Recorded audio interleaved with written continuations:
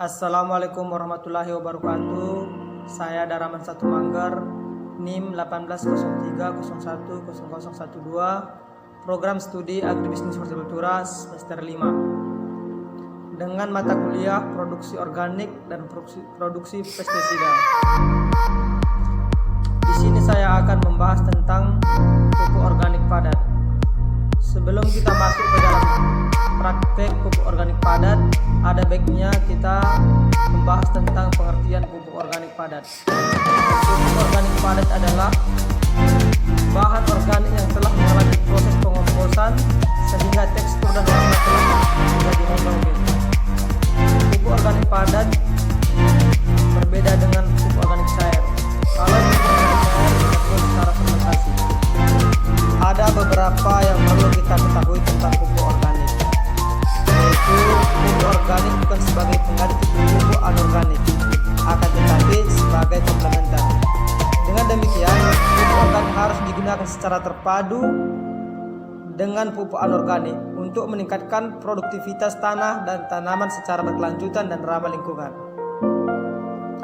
Kualitas pupuk organik yang dikomposkan sangat dipengaruhi oleh bahan dasarnya. Oleh karena itu, sangat penting untuk membuat kriteria dan seleksi tahapan bahan dasar kompos untuk mengawasi mutunya.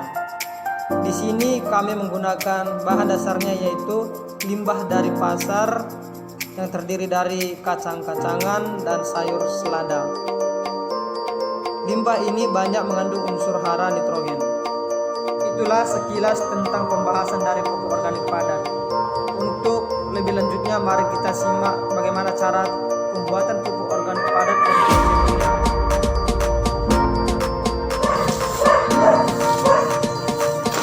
Oke guys, sekarang kita akan membuat pupuk organik padat. Hal yang perlu kita siapkan yaitu limbah dari pasar, yakni sayur sisa.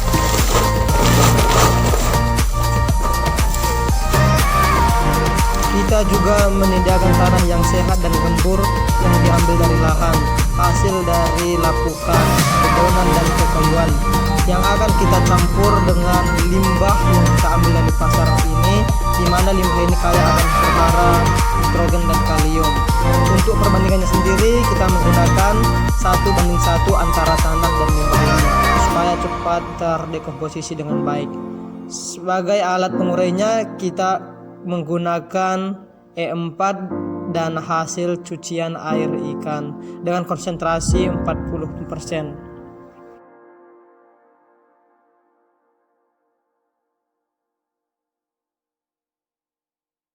Setelah itu kita masuk ke dalam tahap pencacahan dan perajangan agar cepat terurai. Setelah selesai dicacah dan dirajang, kita melakukan pencampuran antara limbah sayur dan tanah supaya tercampur dengan baik.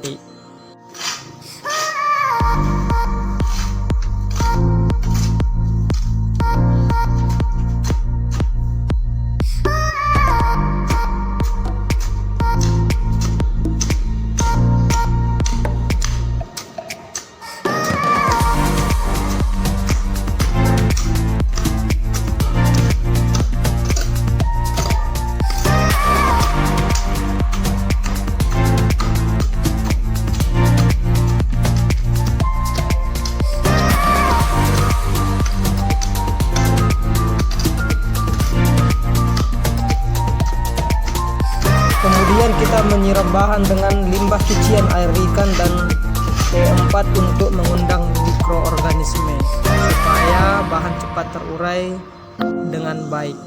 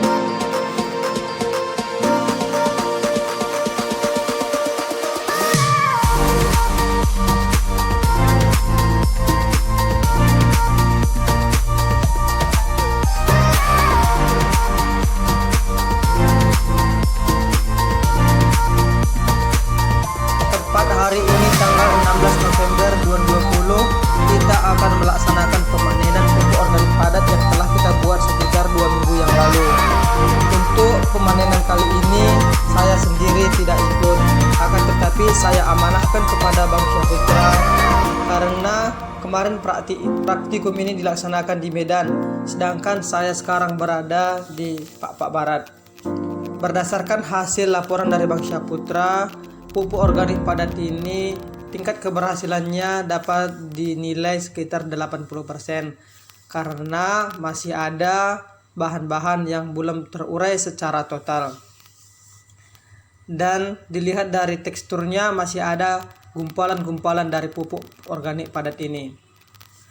Tapi pada umumnya memang untuk pemanenan pupuk organik padat dapat sempurna sekitar 1 sampai 1,5 bulan.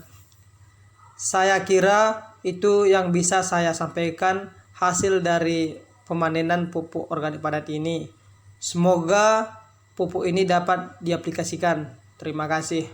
Baiklah, di sini kita akan melakukan pembahasan tentang hasil praktikum yang telah selesai kita lakukan, yaitu proses pembuatan pupuk organik padat dari limbah sayur di pasar hingga kita sudah selesai melakukan pemanenannya. Berdasarkan hasil yang kita peroleh, tingkat keberhasilan dari pupuk organik padat yang kita buat sekitar 80%. Ada beberapa faktor yang mempengaruhi tingkat kegagalan maupun tingkat keberhasilan pembuatan pupuk organik padat, yaitu dimulai dari tingkat curah hujan, kelembapan, temperatur maupun bahan-bahan dari pupuk organik padat itu sendiri. Jadi di sini saya dapat menarik kesimpulan untuk pembuatan pupuk organik padat sangatlah mudah. Selain bahannya mudah diperoleh, proses pembuatannya juga bisa dilakukan semua orang. Yang dibutuhkan saat ini adalah tekad yang kuat dari setiap orang punya kepedulian terhadap perbaikan kesuburan tanah, sehingga produksi pertanian akan semakin meningkat dan semakin mengurangi tingkat ketergantungan terhadap pupuk kimia. Demikianlah pemaparan saya dari hasil